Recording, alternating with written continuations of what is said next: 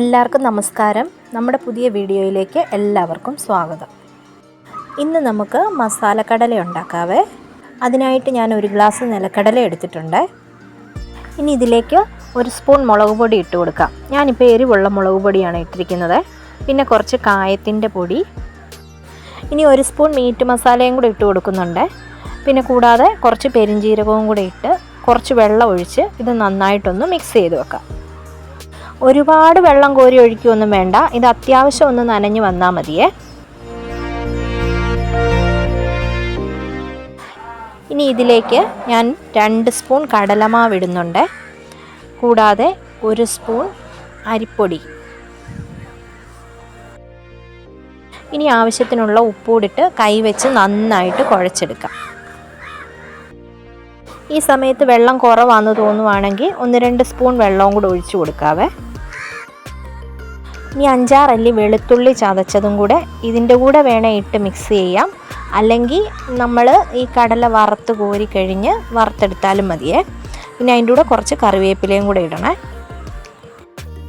ഇനി എണ്ണ നന്നായിട്ട് ചൂടായി കഴിയുമ്പം തീ ഒരു മീഡിയം ഫ്ലെയിമിലേക്കാക്കിയിട്ട് കുറേശ്ശെ ഇട്ട് വറുത്ത് കോരിയെടുക്കാം. ഇത് ഓരോന്നോരോന്നായിട്ട് ഇട്ട് കൊടുക്കാൻ ശ്രദ്ധിക്കണേ. എല്ലാം കൂടെ കൂട്ടി കുഴച്ചിട്ട് കൊടുത്താൽ മൊത്തവും കൂടെ ഒന്നിച്ച് കൂടി കിടക്കും. ഇതൊന്ന് സെപ്പറേറ്റ് ചെയ്ത് നമ്മൾ ഇട്ട് കൊടുക്കുമ്പം ശ്രദ്ധിച്ചാൽ മതിയേ.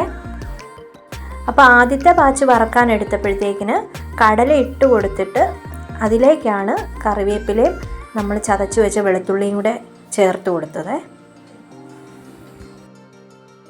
പിന്നെ അടുത്ത പ്രാവശ്യം തൊട്ട് ഈ കുഴച്ച് വെച്ച കടലയ്ക്കകത്തോട്ട് തന്നെ ചതച്ച വെളുത്തുള്ളിയും കറിവേപ്പിലയും കൂടി ഇട്ടൊന്ന് മിക്സ് ചെയ്തിട്ട് എണ്ണയ്ക്കകത്തിട്ട് വറുത്ത് കോരി എടുക്കുമായിരുന്നേ.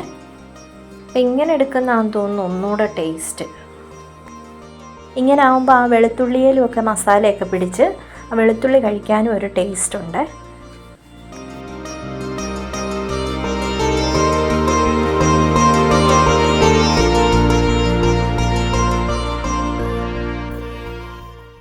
അപ്പോൾ ഇത്ര എളുപ്പമായിട്ടോ നമ്മുടെ മസാലക്കടല ഉണ്ടാക്കാൻ.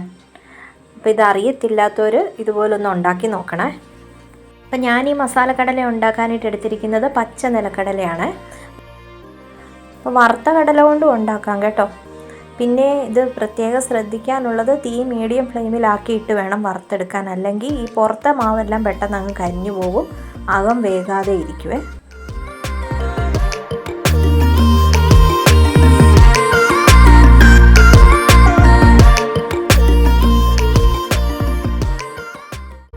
അപ്പം അങ്ങനെ നമ്മുടെ കടല മുഴുവൻ വറുത്തെടുത്തിട്ടുണ്ട്.